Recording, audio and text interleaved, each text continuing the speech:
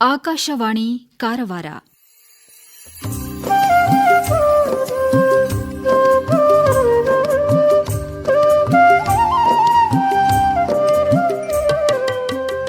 ರೈತ ಬಾಂಧವರಿಗಾಗಿ ಕಾರ್ಯಕ್ರಮ ಕಿಸಾನವಾಣಿ.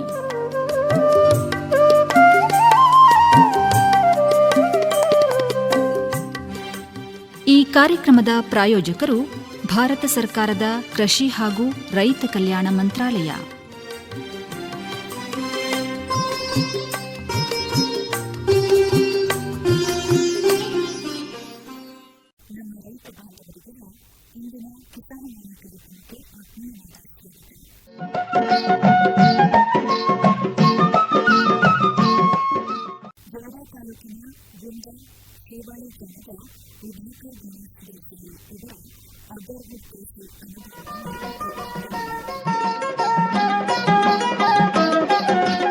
ವಿಭಾಕರ್ ಗಣೇಶ್ ದೇಸಾಯಿ ಅವರೇ, ನಮಸ್ಕಾರ.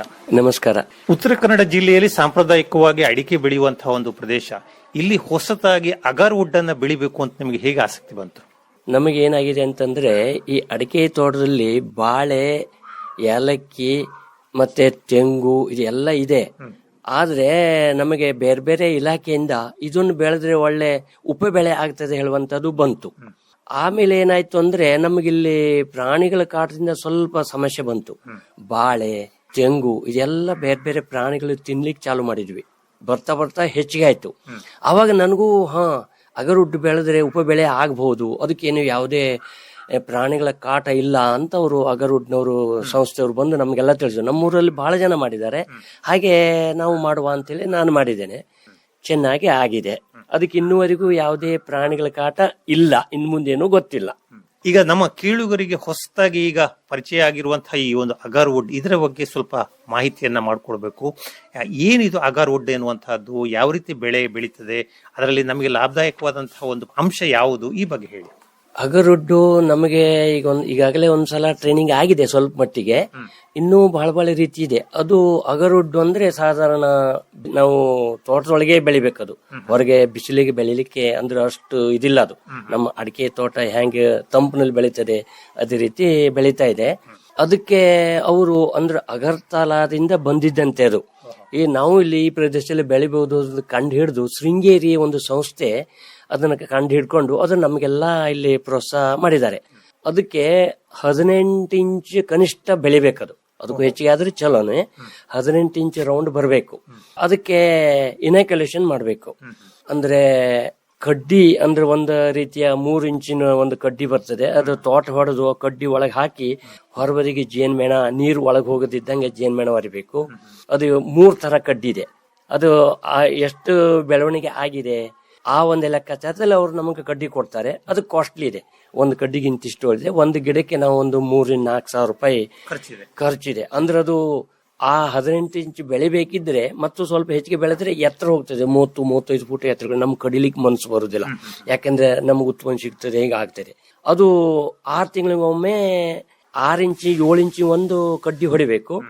6 ತಿಂಗಳ ನಂತರ ಮತ್ತೆ ಅದ್ರ ಮಧ್ಯ ತ್ರಿಕೋನ ಆಕಾರದಲ್ಲಿ ಅದ್ರ ಮಧ್ಯ ಮತ್ತೊಂದು ಸರ ಕಡ್ಡಿ ಹೊಡಿಬೇಕು. ಅದು 18 ನಂಬರು, 14 ನಂಬರು, 19 ನಂಬರು ಹಿಂಗೆ ಕಡ್ಡಿ ಇದೆ. ಅದೇನೋ ಅದ್ರಲ್ಲಿ ಅದಕ್ಕೆ ಕೆಮಿಕಲ್ ಹಾಕಿ ಅವ್ರು ಏನೋ ಅದಕ್ಕೆ ತಯಾರು ಮಾಡಿರ್ತಾರೆ ಅವ್ರ ಕಡ್ಡಿ. ಅದು ಹೊರಗಿನಿಂದ ಬರುವಂತದ್ದು. ಅದನ್ನು ನಾವು ಕಡ್ಡಿ ಹೊಡಿಬೇಕು. ಕಡ್ಡಿ ಹೊಡೆದು 2 ವರ್ಷ ಬಿಡಬೇಕು. 6 ತಿಂಗಳಿಗೊಮ್ಮೆ 2 ಸಲ 3 ಸಲನು ಮಾಡಬೇಕು. ಗಿಡ ದೊಡ್ಡಿದ್ರೆ 3 ಸಲ ಮಾಡಬೇಕು, ಇಲ್ಲದ್ರೆ 2 ಸಲ ಮಾಡಬೇಕು. 1 ವರ್ಷ 1.5 ವರ್ಷ ಬಿಡಬೇಕು. ಆವಾಗ ಅದನ್ನ ನಾವು ತೋಟೆ ಹೊಡೆದು ಏನು ಕಡ್ಡಿ ಹೊಡೆದಿರ್ತೇವೆ ಅಲ್ಲಿ ಸ್ವಲ್ಪ ನಾವು ಕತ್ತಿಯಿಂದ ಅಂದ್ರೆ ಬ್ಲೇಡ್ ನಿಂದ ಸ್ವಲ್ಪ ಕೆತ್ತಬೇಕು. ಅವಾಗ ರೌಂಡು ಸೀಸಮ್ ಕಲರ್ ಬರ್ತದೆ. ಈ ಬೀಟೆ ಮರ ತರ ಕಲರ್ ಬರ್ತದೆ. ಅವಾಗ ಅದು ಒಳಗೆ ಬೆಳೆದಿದೆ ಅಂತೇಳಿ ಗೊತ್ತಾಗ್ತದೆ. ಅವಾಗ ನಮಗೆ ಅವ್ರು ಬಂದು ಅದ್ರ ಬಗ್ಗೆ ನಮಗೆ ಮಾಹಿತಿ ಕೊಡ್ತಾರೆ. ಹಿಂಗೆ ಆಗಿದೆ, ನೀವು ಕಡಿಬಹುದು ಅಂತ ಹೇಳ್ತಾರೆ.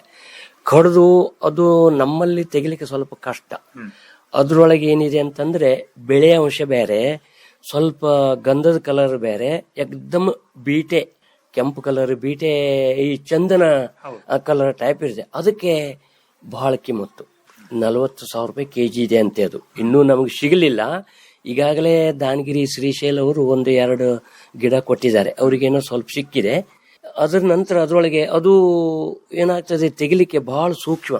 ಗಿಡದೊಳಗೆ 3 ತರ ಇರ್ತದೆ. ಒಂದು ಮೇಲೆ ಬೆಳೆ ಪದ್ರ ತೆಗಿಬೇಕು, ಅದಕ್ಕೆ ಬಹಳ ಕಿಮ್ಮತ್ತಿಲ್ಲ, ಅದಕ್ಕೇನೋ 3-4 ಸಾವಿರ ರೂಪಾಯಿ ಕೆಜಿ, ಅದು ಚರ್ಮೂರು ಚೀಲ ತುಂಬದಂಗ ಆಗ್ತದೆ. ಅದ್ರ ಹೊರತುಪಡಿಸಿ 2ನೇ ತರ ಬರ್ತದೆ, ಅದನ್ನು ತೆಗೆದಾಗ ಅದಕ್ಕೆ ಸೆಕೆಂಡ್ ಕ್ವಾಲಿಟಿ ಸಿಗ್ತದೆ. ಇನ್ನು ಫಸ್ಟ್ ಕ್ವಾಲಿಟಿ ಅಂದ್ರೆ ಅದು ಅಗದಿ ಚಂದನ ಟೈಪ್, ಶೀಶಮ್ ಬೀಟೆ ಟೈಪ್ ಕಲರ್ ಬರ್ತದೆ. ಅದಕ್ಕೆ ಒಳ್ಳೆ ರೇಟ್ ಇದೆ. ಅದಕ್ಕೆ 2 ವರ್ಷ 3 ವರ್ಷ ಕಾಯ್ಬೇಕು. ಒಂದು ರೀತಿಯ ಸುಗಂಧ ದ್ರವ್ಯದ ಒಂದು ಮರ ಇದೆ. ಸುಗಂಧ ದ್ರವ್ಯದ ಮರನೇ ಅದು. ಆ ಒಳ್ಳೆ ಕ್ವಾಲಿಟಿ ಸುಗಂಧಕ್ಕೆ ಹೋಗ್ತದೆ, 2ನೇ ಕ್ವಾಲಿಟಿ ಮತ್ತೆ ಬೇರೆ ಬೇರೆ ಇದಕ್ಕೆ ಹೋಗ್ತದೆ. ಲಾಸ್ಟ್ ಕ್ವಾಲಿಟಿ ಅದೇನೋ ಈ ಮಾಲೆ ಮಾಡ್ತಾರೆ, ಸುಗಂಧ ಗಂಧ ಮಾಲೆ ಮಾಡುವಂತದ್ದು, ಇನ್ನು ಬೇರೆ ಬೇರೆ ಏನೋ ಪುಷ್ಪ ತರ ಮಾಡುವಂತದ್ದು, ಏನೇನೋ ಅದು ಇನ್ನೂ ನಡೀತಾ ಇದೆ. ನಮಗೂ ಸ್ವಲ್ಪ ಮಟ್ಟಿಗೆ ತಿಳಿಸಿದ್ದಾರೆ, ಅದೆಲ್ಲ ಬರ್ತದೆ. ಈಗ ಇದನ್ನ ನೆಟ್ಟು ಬೆಳೆಸುವುದಿದ್ರೆ, ಕೃಷಿ ಮಾಡುವುದಿದ್ರೆ ಹೇಗೆ? ಈಗ ಈ ಅಗರ್ವುಡ್ ಗಿಡವನ್ನ ಎಷ್ಟು ಅಂತರದಲ್ಲಿ ನಾಟಿ ಮಾಡಬೇಕು? ಇದಕ್ಕೆ ಗೊಬ್ಬರ, ನೀರು ಕೊಡ್ಬೇಕಾಗ್ತದೆ, ಹೇಗೆ? ಇದ್ರ ಬಗ್ಗೆ ಹೇಳಿ. ಅದು ನಮಗೆ ಅವರೇ ಕೊಡ್ತಾರೆ. ಅದು ಗಿಡವನ್ನು ಅವರೇ ಸಪ್ಲೈ ಮಾಡ್ತಾರೆ. ಯಾಕಂದ್ರೆ 54-55 ರೂಪಾಯಿ ಇದೆ. ಅವಾಗ ನಾವು ತರಬೇಕಿದ್ರೆ, ಈಗ ಒಂದು 6 ವರ್ಷ ಹಿಂದೆ ತಗೊಂಡಿದ್ದು. ಈಗ ಅದು ಅವರು ಹೆಚ್ಚಿಗೆ ಕೊಡ್ತಾ ಇಲ್ಲ, ಎಲ್ಲ ಆ ಕಡೆ ಆಗಿದೆ, ಹೆಚ್ಚಿಗೆ ಕೊಡ್ತಾ ಇಲ್ಲ. ಅದು ನಾವು ಅಡಿಕೆ ತೋಟದಲ್ಲಿ ಈ ಅಡಿಕೆ ಸಸಿ ನೆಟ್ಟಂಗೆ 10-11 ಫೂಟ್, 9 ಅಂದ್ರೆ ಸ್ವಲ್ಪ ಗಚ್ಚಾಗ್ತದೆ. ಅಡಿಕೆ ಸಸಿ ನೆಟ್ಟಂಗೆ ಮೊದ್ಲು ಹಳೆ ಕಾಲದ ಅಡಿಕೆ ನಾವು ಗಿಡ ಮಾಡ್ತಿದ್ವಲ್ಲ, 11 ಫೂಟ್, 12 ಫೂಟ್, 16 ಮೆಟ್ಟು ಮರಣ, 16 ಮೆಟ್ಟಿಂಗ್ ಒಂದು, ಹೀಗೆಲ್ಲ ಹಿಂದಕ್ಕೆ ನಿಂತು ಅದೇ ತರ ನೆಡಬೇಕು. 1-2 ವರ್ಷ ನಾವು ಸ್ವಲ್ಪ ದಡ್ಡಿ ಗೊಬ್ಬರ, ಕೆಲವೊಂದು ರಾಸಾಯನಿಕ ಹಾಕ್ತಾ ಇಲ್ಲ ನಾವು, ಯಾಕಂದ್ರೆ ನಮ್ಮ ತೋಟಕ್ಕೂ ಹಾನಿ ಆಗ್ತದೆ ಅದು. ಹಂಗಾಗಿ ದಡ್ಡಿ ಗೊಬ್ಬರನೇ ಹೆಚ್ಚು ಹಾಕಿ ಅದನ್ನು ಬೆಳೆಸಿದ್ವಿ. ಅದು ಅವ್ರು ಕೇಳ್ತಾರೆ, 2 ವರ್ಷ ಒಳಗೆ ಇಂತಿಷ್ಟು ಬೆಳಿಬೇಕು, ಇಂತಿಷ್ಟು ಬೆಳಿ ಅಂತ ಹೇಳ್ತಾರೆ. ಆ ರೀತಿ ನಮ್ದು ಸ್ವಲ್ಪ ಮಟ್ಟಿಗೆ ಬೆಳೆದಿದೆ. ಅವಾಗ ಅವರು ನಮಗೆ ಬಂದು ನೀರು ಉಣಿಸ್ಬೇಕು, ಟೈಮಿಗೆ ನೀರು ಕೊಡಬೇಕು. ನಾವು ಅಡಿಕೆ ಗಿಡಕ್ಕೆ ಕೊಡ್ಬೇಕಿದ್ರೇನೆ ಅದಕ್ಕೂ ಕೊಟ್ಟಿದ್ದೇವೆ. ಅಂದ್ರೆ ಅಡಿಕೆ ಮಧ್ಯ 2 ಸೈಡ್ ಅಡಿಕೆ ಗಿಡ ಭರಣದ ಮಧ್ಯದಲ್ಲಿ ನಾವು ನಾಟಿ ಮಾಡಿದ್ದೇವೆ. 10-11 ಫೂಟಿಗೆ ಒಂದರಂತೆ ನಾಟಿ ಮಾಡಿದ್ದೇವೆ. ಅದು 30 ಫೂಟ್ಗಿಂತ ಮ್ಯಾಗ ಹೋದ್ರೆ ಬೇಡ ಅಂತ ಹೇಳಿದ್ರು ಅವರು. ಅಲ್ಲಿಗೆ ಕಟ್ ಮಾಡಿದ್ವಿ. ಯಾಕಂದ್ರೆ ಮೈಲು ಗಡ್ತರ ಆಗ್ತದೆ. ನಮ್ಗೆ ಗಡ್ತರ ಆಗ್ಬೇಕು ಅಂದ್ರೆ ನಮ್ಗೆ ಹೆಚ್ಚಿಗೆ ಒಳಗಿನ ನಮಗೆ ಗಂಧದ ಅಂಶ ಏನು ಸುವಾಸನೆ ಬರ್ತದಲ್ಲ, ಅದು ಹೆಚ್ಚಿಗೆ ಸಿಗ್ತದೆ ಅಂತ ಹೇಳಿದ್ರು. ಆಮೇಲೆ ನಾವು ಮತ್ತೆ ಮೇಲೆ ಇಂಜೆಕ್ಷನ್ ಮಾಡ್ಲಿಕ್ಕೂ ಕಷ್ಟ. ಇಂಜೆಕ್ಷನ್ ಅಂದ್ರೆ ಅದು ಇದು ಮಾಡ್ಬೇಕಲ್ಲ, ತೋಟೆ ಹೊಡೆದು ಅದು ಮಾಡ್ಲಿಕ್ಕೆ ಒಂದು 25 ನಮ್ಮ ಅಂತದೇ ಇದ್ರೆ ನಾವು 30 ಫೂಟ್ ಇಡಬಹುದು. ನಾವು ಅದಕ್ಕೆಲ್ಲ ವ್ಯವಸ್ಥೆ ಕೊಡ್ಬೇಕು ಅವರಿಗೆ. ನಾವು ಮಾಡಬೇಕು, ನಮಗೂ ಬರುತ್ತದೆ. ಆದ್ರೆ ಅವರು ಒಳ್ಳೆ ರೀತಿಯಲ್ಲಿ ಮಾಡ್ತಾರೆ. ಅವರದ್ದೇ ಸಂಸ್ಥೆ ವತಿಯಿಂದನೇ ಅವರು ಶೀರ್ಷಿನ ಕಳಿಸಿದ್ದಾರೆ. ಅವರು ಬಂದು ನಮಗೆಲ್ಲ ಕೊಡ್ತಾರೆ. ನಾವು ತೋಟದೊಳಗೆ ಅವರಿಗೆ ಅಂದ್ರೆ ತೋಟ ಹೊಡಿಲಿಕ್ಕೆ ಎಲ್ಲ ಮಷಿನ್ ಇದೆ. ಅದಕ್ಕೆ ನಾವು ಬ್ಯಾಟ್ರಿ ಕೊಡಬೇಕು, ಇಲ್ಲ ನಾವು ಮನೆ ಹತ್ರ ಇದ್ರೆ ಕರೆಂಟ್ ನಿಂದ ವೈರ್ ಮಾಡಿ ಕೊಡಬೇಕು. ಆದ್ರೆ ಅವ್ರು ಮಾಡ್ತಾರೆ. ಆಮೇಲೆ ಈಗ ಇದರ ಒಂದು ಬೆಳವಣಿಗೆ ಬಗ್ಗೆ ಹೇಳಿ. ನೀವು ನೆಟ್ಟು 5-6 ವರ್ಷ ಆಯ್ತು ಅಂತ ಹೇಳಿದ್ರಿ. ಎಷ್ಟು ಮಟ್ಟಿಗೆ ಬೆಳವಣಿಗೆ ಆಗಿದೆ ಮತ್ತು ಎಷ್ಟು ದಪ್ಪ ಬಂದಿದೆ? ನಮ್ಮದು ಈಗಾಗಲೇ 2 ಫೂಟ್ ವರೆಗೂ ಬಂದಿದೆ. ಹೌದು, 1.5 ಫೂಟ್. ನಮ್ಮದು ಒಂದು 300-400 ಗಿಡ ಇದೆ. ಇನ್ನೂ ಕೆಲವೊಂದು ಸಣ್ಣದಿದೆ. ಆಮೇಲೆ ಮತ್ತೆ ನಾನು ನೆಡ್ಲಿಲ್ಲ, ಕಂಟ್ರೋಲ್ ಮಾಡ್ಲಿಕ್ಕೆ ಆಗ್ತದೆ ಇಲ್ಲೋ ಅಂತ ಹೇಳಿ ನೆಡ್ಲಿಲ್ಲ. ಇನ್ಮೇಲೆ ಕೆಲವು ಜನ ಬೇರೆ ಬೇರೆ ರೀತಿ ಹೇಳ್ತಾರೆ, ಅದು ಬೇರು ಬಾಳ್ ಬಂದ್ರೆ ಅಡಿಕೆ ಗಿಡಕ್ಕೆ ತೊಂದರೆ ಆಗ್ತದೇನೋ. ಅದು ಮಾಡ್ಲಿಲ್ಲ ಆದವ್ರು ಹೇಳುದೇ ಬಿಟ್ರೆ ಮಾಡಿದವ್ರು ಯಾರು ಹೇಳಲಿಲ್ಲ. ನಾವು ಅದಕ್ಕೆ ತಲೆ ಕೆಚ್ಕೊಳ್ಳಿಕ್ ಹೋಗ್ಲಿಲ್ಲ. ಈಗ ಇನ್ನೊಂದು ಪ್ರಶ್ನೆ ಹೇಳ್ತದೆ. ಈಗ ಅಡಿಕೆ ತೋಟದಲ್ಲಿ ಈ ಅಗರ್ವುಡ್ ಗಿಡವನ್ನ ನೆಟ್ಟಂತಹ ಸಂದರ್ಭದಲ್ಲಿ ಅಡಿಕೆ ಫಸಲಿಗೋ ಅಥವಾ ಬೆಳವಣಿಗೆಗೂ ಏನಾದ್ರು ತೊಂದರೆ ಆಗ್ತದ ಅಂತ? ನಮಗೇನು ತೊಂದರೆ ಕಾಣ್ಲಿಲ್ಲ ಆದ್ರೆ ನಾವು ಗೊಬ್ಬರ ಆ ರೀತಿ ಹಾಕ್ತಾ ಇದ್ದೇವೆ. ಅಂದ್ರೆ ಇಲ್ಲ, ಅಡಿಕೆಗೆ ಒಂದೇ ಕೊಡ್ತಾ ಇದ್ದೇವೆ. ಅಂದ್ರೆ ಅಡಿಕೆ ಮಧ್ಯದಲ್ಲಿ ಇರೋದ್ರಿಂದ ಬೇರ್ ಹೋಗ್ತದಲ್ಲ, ಆದ್ರೆ ಅದ್ರದ್ದು ಆಳವಾಗಿ ಬೇರ್ ಹೋಗ್ತಾ ಇಲ್ಲ. ಅಗರ್ವುಡ್ಡಿನ ಮೇಲೆ ಬೇರ್ ಹೋಗ್ತಾ ಇದೆ. ಸ್ವಲ್ಪ ಹೆಚ್ಚಿಗೆ ಗಾಳಿ ಬಂದು ಏನಾದ್ರು ಅದಕ್ಕೆ ಗೊಬ್ಬರ ಕೊಟ್ಟು ಗಟ್ಟಿ ಆಗ್ಲಿಲ್ಲ ಆದ್ರೆ ಕಿತ್ತು ಬಿದ್ದು ಹೋಗ್ತದೆ. ಅವಾಗ ನಮಗೆ ಗೊತ್ತಾಗ್ತದೆ 10, 12, 15 ಫೂಟ್ ಬೇರು ಮೇಲಿನ ಮೇಲೆ ಹೋಗ್ತದೆ. ಆಳಾಗಿ ಹೋಗಿ ನಮಗೆ ಏನು ತೊಂದರೆ ಕೊಡುವಂಗಿಲ್ಲ. ಈ ಅಡಿಕೆ ಗಿಡದ್ದು 3 ಫೂಟ್ ವರೆಗೆ ಹೋಗ್ತದಲ್ಲ, 1 ಮೀಟರ್ ಆಳ ಹೋಗ್ತದಲ್ಲ. ನೀರು ನಾವು ಕಾಲಿಗೆ ಕಂತ ಮಾಡ್ದಂಗೆ ಬೇರೆ ನೀರಿಗೆ ಹೋಗ್ತದಲ್ಲ, ಇದು ಅಷ್ಟು ಹೋಗುದಿಲ್ಲ. ರಬ್ಬರ್ ಮರ ಇದ್ದಂಗೆ. ಮತ್ತೆ ಕೆಟ್ಟ ಹಗರ ಏನು, ಅದು ನಾವು ಒಣಗಿತ್ತು ಅಂತ ಆದ್ರೆ 40 ಫೂಟ್ 50 ಫೂಟ್ ಇದ್ರು ಕೂಡ ಒಬ್ಬನೇ ಹೊರ್ಲಿಕ್ಕೆ ಆಗ್ತದೆ, ಅಷ್ಟು ಹಗರ. ಅದೇನು ಸುಗಂಧ ದ್ರವ್ಯಕ್ಕೆ ಹೋಗ್ತದೆ ಬಿಟ್ಟರೆ ಬೇರೆ ಯಾವುದಕ್ಕೂ ಉಪಯೋಗ ಬರುವಂಗಿಲ್ಲ. ಹಂಗಾಗಿ ಬೆಳವಣಿಗೆ ಚಲೋ ಆಗಿದೆ. ಅದೇ ಹೇಳಿದ್ನಲ್ಲ, 2 ಫೂಟ್ ವರೆಗೆ ಆಗಿದೆ. 2 ಫೂಟ್ಗಿಂತ ಹೆಚ್ಚು ಆಗೋ ಸಾಧ್ಯತೆ ಇದೆ. ಅಂದ್ರೆ ಅದ್ರ ಬೆಳವಣಿಗೆ ಚಲೋ ಇದೆ. ಆದ್ರೆ ವಿಶೇಷ ಅದಕ್ಕೇನು ಮಾಡಿಲ್ಲ. ನಾವು ಅಡಿಕೆ ಗಿಡಿಗೆ ಮಾಡಿದೆ ಬಿಟ್ರೆ ಅದಕ್ಕೇನು ಮಾಡಿಲ್ಲ. ಅಂದ್ರೆ ಅಡಿಕೆ ಗಿಡ ಮಾಡ್ಲಿಕ್ಕೆ ಕಷ್ಟ. ಸರಿ, ಈಗ ಅಗರ್ವುಡ್ ಈ ಮರಕ್ಕೆ ಏನಾದ್ರೂ ಕಾಳು ಮೆಣಸು ಬಿಡುವ ಸಾಧ್ಯತೆ ಉಂಟಾ? ಕಾಳುಮೆಣಸು ಆಗ್ತದೆ, ಅದಕ್ಕೆ ಆಗ್ಲಿಕ್ಕೆ ಏನು ತೊಂದರೆ ಇಲ್ಲ. ಆದ್ರೆ ಅದಕ್ಕೆ ರಂಧ್ರ ಹೊಡೆದು ನಾವು ಮಾಡ್ಬೇಕಲ್ಲ. 6 ವರ್ಷ ನಂತರ ಅಲ್ಲ, 6 ವರ್ಷ ನಂತರ ಆದ್ರೆ ಆವಾಗ ಇದು ಕಾಳುಮೆಣಸು 25-30 ವರ್ಷ ಉಳಿತದಲ್ಲ. ಆವಾಗ ಅದು ಅಲ್ಲ, ಹೇಳ್ತೀನಿ ಕೇಳಿ. ಪ್ರಾರಂಭ ನೀವು ಹೇಳೋದು ಹೌದು. ಅದಕ್ಕೆ ನಾವು ತೋಟ ಹಿಡಿದು ಕೊಟ್ಬೇಕಂದ್ರೆ 2 ವರ್ಷ ಅದು ಕಟಿಂಗ್ ಮಾಡ್ಬೇಕು. ಅವಾಗ ನಾವು ಕಾಳುಮೆಣಸು 25 ವರ್ಷ ಉಳಿತಲ್ಲ, ನಾವು ಚಲೋ ಫಸಲು ಬರ್ತೇವೆ. ಅವಾಗ ಕಡಿಲಿಕ್ಕೆ ಮನ್ಸು ಬರ್ತಲ್ಲ. ಆದ್ರೆ ಅಗರೊಡ್ಡು ಕಡಿಲೇಬೇಕು. ಅವಾಗ ನಮ್ಗೆ ಇದು ಪೇಪರ್ ಮಾಡಿದ್ರೆ ಚಲೋ ರೇಟ್ ಇದೆ. ಸಾದಾ ಇದ್ರು ಕೂಡ 65-70 ರೂಪಾಯಿ ಕೆಜಿ ಸಿಗ್ತದೆ. ಅವಾಗ ಇದು ನಾವು ಕಟಿಂಗ್ ಮಾಡ್ಲಿಕ್ಕೆ ನಮಗೆ ದುಃಖ ಬರ್ತದೆ, ಅದು ನಮಗೆ ಆಗುದಿಲ್ಲ. ಹಾಗಾಗಿ ನಾವು ಆಗ್ತದೆ, ಅದಕ್ಕೂ ಆಗುದಿಲ್ಲ ಅಂತಲ್ಲ. ನಾವು ಬೇರೆ ಬೇರೆ ಗಿಡಕ್ಕೂ ನಾವು ಈ ಗೊಬ್ಬರ ಗಿಡ ಇದೆ, ಮತ್ತು ಬೇರೆ ಬೇರೆ ನಮ್ದು ಜಾಯಿಕಾಯಿ ಗಿಡ ಇದೆ. ಜಾಯಿಕಾಯಿ ಗಿಡ ಬಹಳ ಇಲ್ಲ, ಕಡಿಮೆ ಇದೆ.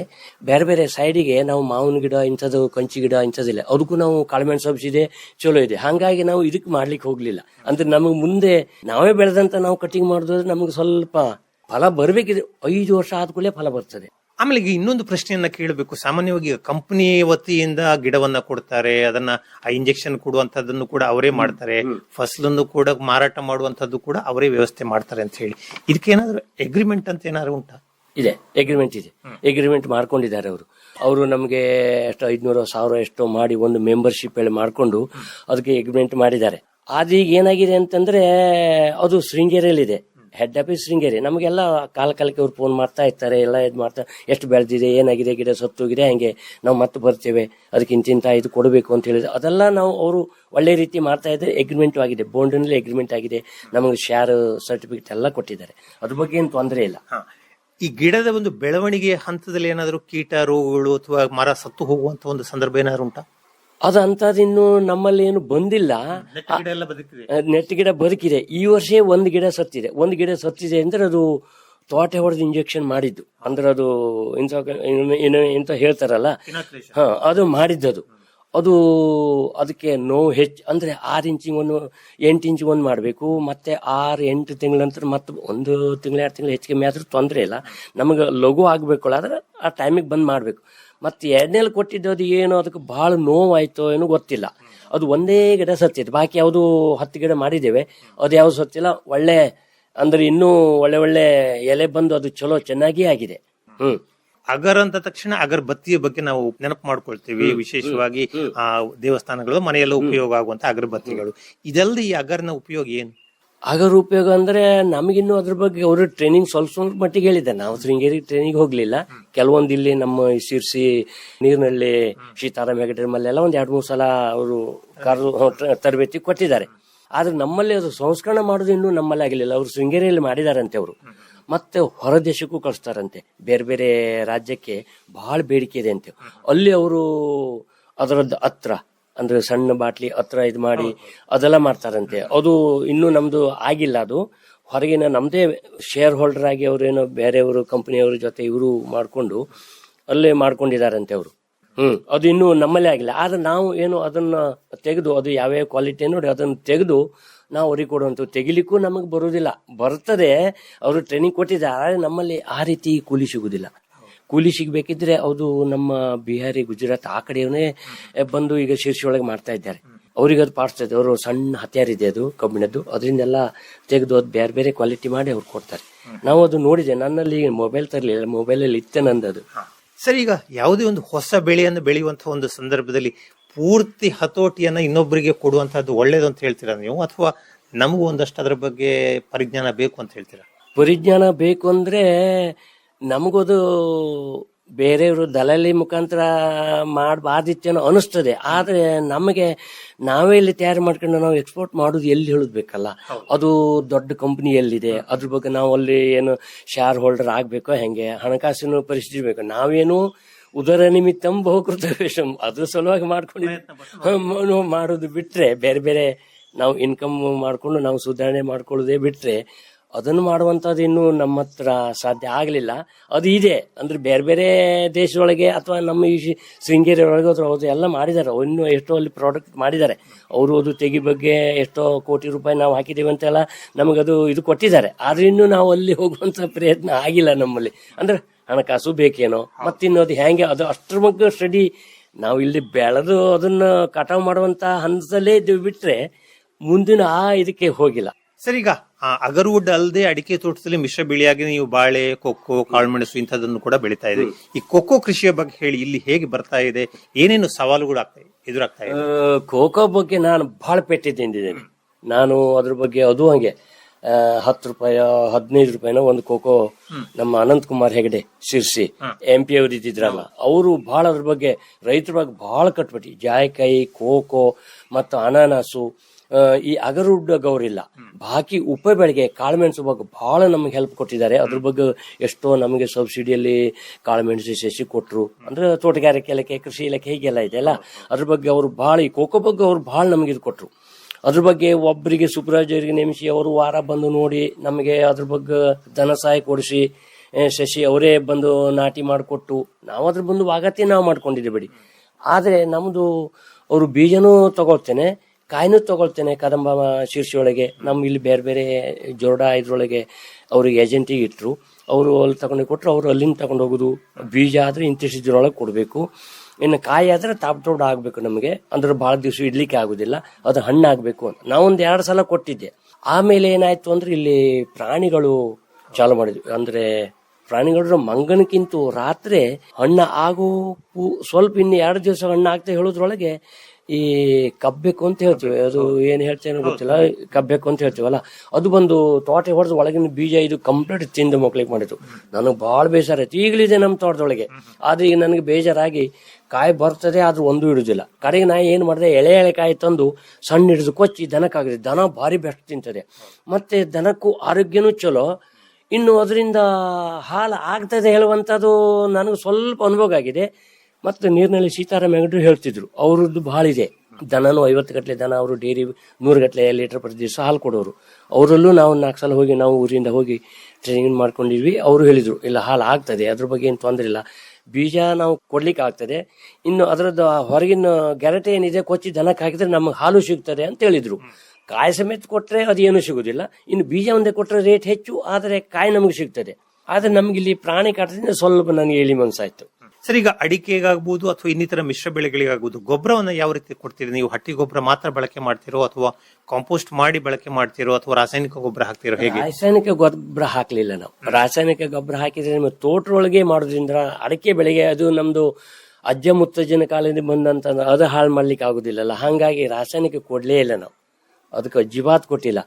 ಒಂದ್ಸಲ DAP ನಮಗಿಲ್ಲಿ ಶಿರ್ಸಿ ತೋಟಗಾರಿಕೆಯಲ್ಲಿ ಅವ್ರು ಬಂದು ಎಲ್ಲ ಫಂಕ್ಷನ್ ಮಾಡ್ತಾರಲ್ಲ, DAP ಕೊಡಬಹುದಾ ಅಂತ ಕೇಳಿ ಯಾರ್ಯಾರು ಕೇಳಿದ್ರು. DAP ಕೊಡಬಹುದು, ಆದ್ರೆ DAPಗಿಂತ MOP ಕೊಟ್ರೆ ಅಡ್ಡಿಲ್ಲ ಅಂತಂದ್ರು.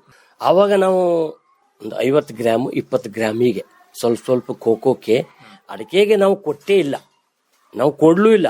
ಅದೀಗ ಅವರು ಹೇಳಿದ ಮೇಲೆ MOP ಕೊಡಬಹುದೇನೋ DAPಗಿಂತ, ಅದು ಒಳ್ಳೆಯದು ಅಂತ ಈಗ ಒಂದು 6 ತಿಂಗಳಿಂದ ನಮ್ಮ ಸೊಸೈಟಿ ಒಳಗೆ ಸಹಕಾರಿ ಸಂಘದಲ್ಲಿ ಕರೆದಿದ್ರು. ಅವಾಗ ಅಲ್ಲಿ ಅವರು ಹೇಳಿದ್ದಾರೆ, ಅದು ಇನ್ನೂ ಹಾಕಿಲ್ಲ, ಅದು ಹಾಕಬೇಕು ಬೇಡ ನನ್ನ ವಿಚಾರದಲ್ಲೇ ಇದೆ. ನಾವು ದಡ್ಡಿ ಗೊಬ್ಬರದ ಪ್ರೇಮಿಗಳು ನಾವು, ಹಂಗಾಗಿ ಅದೇ DAP ಅನ್ನುವಂಥದ್ದು ಅಮೋನಿಯಾ ಮತ್ತು ನೈಟ್ರೋಜನ್, ಸಲ್ಫೇಟು, ಸಾರಜನಕ, ಹೀಗೆ ಫಾಸ್ಫೇಟ್ ಹೀಗಿರ್ತದೆ. ಅದ್ರ ಬಗ್ಗೆ ಪೊಟ್ಯಾಶ್, ಹೌದು, ಅದ್ರ ಬಗ್ಗೆ ಅಷ್ಟು ಇದು ಹೋಗ್ಲಿಲ್ಲ. ಅಂದ್ರೆ ಅಂತದ್ ಬಾಳ್ ಹಾಕ್ತಾ ಇದ್ರೆ ಅದೆಲ್ಲ ಮಣ್ಣಿನ ಅಂಶನ ತೆಗೆದು ಕಡಿಮೆ ಮಾಡ್ತೇವೆ. ಅವಾಗ ನಾವು ಪದೇ ಅದು ಕೊಡ್ಬೇಕಾಗ್ತದೆ. ನಾವು ದಡ್ಡಿ ಗೊಬ್ಬರನೇ ಕೊಡೋದ್ರಿಂದ ನೈಸರ್ಗಿಕವಾಗಿ ಅದು ಉತ್ಪನ್ನ ಆಗ್ತಾ ಇರ್ತದೆ. ಹಂಗಾಗಿ ಅದ್ರ ಬಗ್ಗೆ ಹೆಚ್ಚು ಒಲವು ಇಲ್ಲ ನಂದು. ಈಗ ಮಣ್ಣಿನ ಒಂದು ಫಲವತ್ತತೆನ ಜಾಸ್ತಿ ಮಾಡಬೇಕಿದ್ರೆ ನೀವು ದಡ್ಡಿ ಗೊಬ್ಬರ ಹಾಕ್ಬೇಕು ಅಂತ ಹೇಳಿದ್ರಿ. ಅದಕ್ಕೆ ಇಡೀ ತೋಟಕ್ಕೆ ಪೂರೈಸುವಷ್ಟು ದಡ್ಡಿ ಗೊಬ್ಬರ ನಿಮ್ಮಲ್ಲಿ ಉತ್ಪಾದನೆ ಆಗ್ತದೋ, ಹೇಗಿದೆ? ಅರ್ಧಕ್ಕಾಗ್ತದೆ, ಇನ್ನು ಅರ್ಧ ನಾವು ಕೊಂಡು ತರೋದು. ಕೊಂಡು ತರೋದಿದ್ರೆ ಎಷ್ಟು ರೇಟ್ ಹೇಳ್ತಾರೆ? ಕೊಂಡು ತರೋದಿದ್ರೆ ಒಂದು 280ರಿಂದ 300 ಬುಟ್ಟಿ, ನಮ್ಮ ಸಮೃದ್ಧಿ ಬುಟ್ಟಿ ಒಳಗೆ 300 ಬುಟ್ಟಿ ಬರ್ತದೆ ಅಂತ ಅವ್ರು ಹೇಳ್ತಾರೆ. ಬರ್ತದೆ ತಾಬಡ್ ತೋಡು ನಾವು ತಂದ ತಕ್ಷಣ ಹಾಕಿದ್ರೆ ಕೂಲಿ ಆಳ ಈ ಹಾಲಕ್ಕಿ ಒಕ್ಕಲೆಲ್ಲ ತಗೊಂಡು ಹೋಗ್ತಾರಂತ, ಅದ್ರೊಳಗೆ 300 ಬುಟ್ಟಿ ಬರ್ತದೆ. ಅದು ನಮಗೆ 25,000 ರೂಪಾಯಿ ಬೇಕು ತರ್ಲಿಕ್ಕೆ. ಆಮೇಲೆ ಇಲ್ಲಿ ಹಾಕ್ಲಿಕ್ಕೆ ಒಂದು 10,000 ರೂಪಾಯಿ ಬೇಕು. ಅದನ್ನೇ ನಾವು ಎಷ್ಟು ಕಡಿಮೆ ಬಿತ್ತು ಅದನ್ನು ನಾವು ತಂದು ಹಾಕ್ತೇವೆ. ದಡ್ಡಿ ಗೊಬ್ಬರದೇ ಹೆಚ್ಚು ಆಸಕ್ತಿ. ಪ್ರತಿ ವರ್ಷವೂ ಕೂಡ ಹಾಕ್ಬೇಕಾಗ್ತದೆ? ಇಲ್ಲ, ಪ್ರತಿ ವರ್ಷ ಇಲ್ಲ, ನಮ್ಮದು ಪಾರ್ಟ್ ಇದೆ. ಆ ಪಾರ್ಟ್ ಪ್ರಕಾರ ಹಾಕ್ತೇವೆ. ಈ ಒಂದು ವರ್ಷ ಇಂತಿಷ್ಟು ಎಕರೆಗೆ, ಮತ್ತೊಂದು ವರ್ಷ ಇಂತಿಷ್ಟು ಎಕರೆಗೆ ನಮ್ಮ ಶಕ್ತಿ ಬಲ ನೋಡಿ ಮನೇಲಿ ಹಾಕೊಂಡು 1 ತರೋದೋ 2 ತರೋದೋ ನಮ್ಮ ಹಣಕಾಸನ್ನು ನೋಡ್ಕೊಂಡು ನಾವು ಹಾಕ್ತಾ ಇರೋದು. ಇಲ್ಲದ್ರೆ ನಮ್ಗೆ ಆಗುದ ಎಲ್ಲದೂ ನೋಡ್ಕೊಳ್ಬೇಕಾ, ನಮ್ದು ಮನೆ ಇದು ಜೀವನ. ಮತ್ತೆ ಈಗೇನಾಗಿದೆ, 2 ವರ್ಷ ಆಯ್ತು ನಮ್ದು ಹೊಲ ಬಂಜೇರಿ ಬಿತ್ತು, ಮಾಡ್ಲಿಕ್ಕೆ ಆಗುದಿಲ್ಲ, ಪ್ರಾಣ ಕಟ್ಟಿನ ಬಿಟ್ಟೆ. ಈಗ ಅಕ್ಕಿನೂ ಹುಲ್ಲು ಎಲ್ಲದೂ ತರಬೇಕು.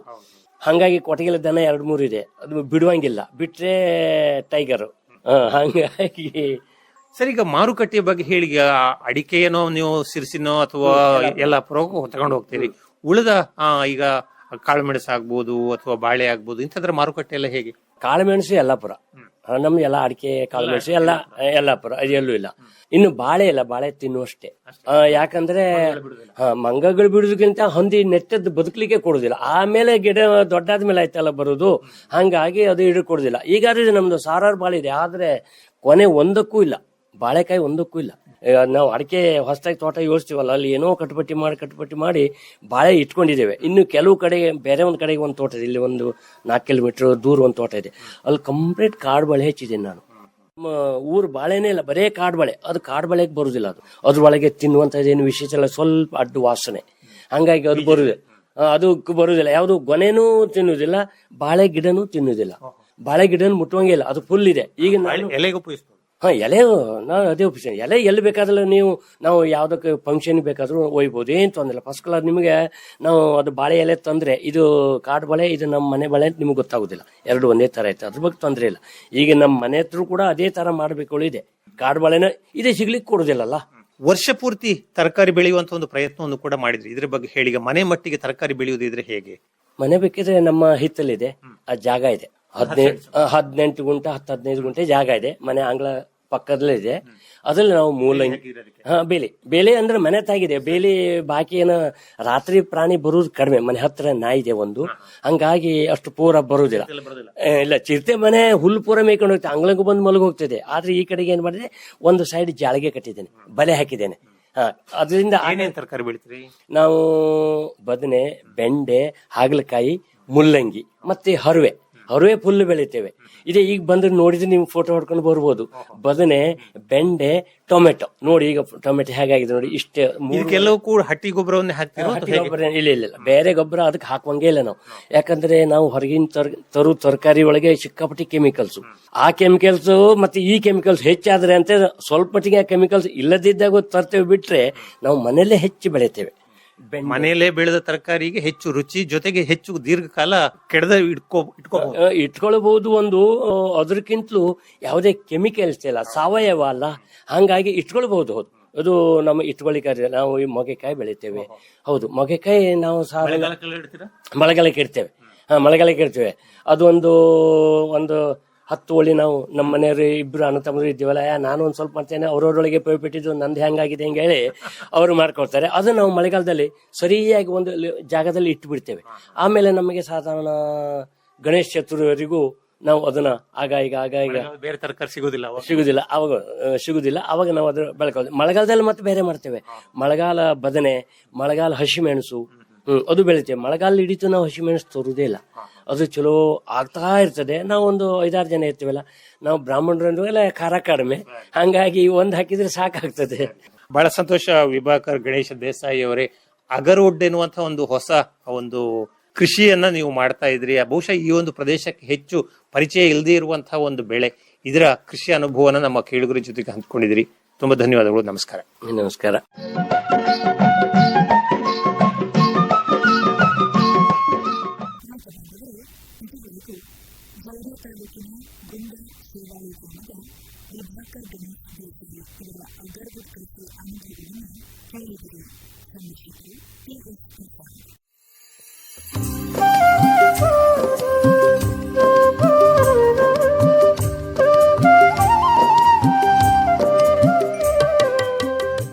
ಇದುವರೆಗೆ ಕಿಸಾನವಾಣಿ ಕಾರ್ಯಕ್ರಮ ಪ್ರಸಾರವಾಯಿತು.